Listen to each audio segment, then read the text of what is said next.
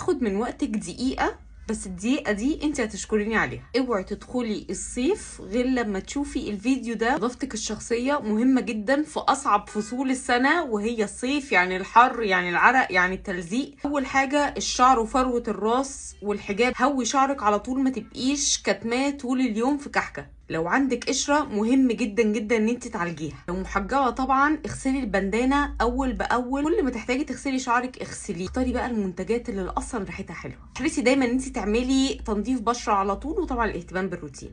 العرق يا بنات، طبعا انا عايزاكم تاخدوا شاور لجسمكم كل يوم قبل النوم. نزيل اي شعر زياده. لما تيجي تحطي مزيل عرق حطيه بالليل على بشره نظيفه. تغيير الملابس الداخلية مرتين في اليوم. اعتمدي على الفوط اليومية لازم كل يوم. غسول نسائي مرة في الأسبوع على الأقل. رائحة القدم الكريهة. اهتمي بالباديكير وتقشير الجلد الميت من الرجل، لأن ده بيكون سهل جدا إن يبقى عندك فطريات، وهي اللي بتسبب الريحة اللي مش حلوة دي. مرة في الأسبوع ادهني رجلك في باكس وبين الصوابع، هتفرق جدا جدا معاكي. ما تلبسيش كوتشي غير لما تحطي بودرة القدم، موجودة في كل الصيدليات، مهمة جدا جدا لامتصاص العرق والمنع ان يكون فيه بكتيريا وفطريات موجودة. طبعا شراباتك تكون قطن.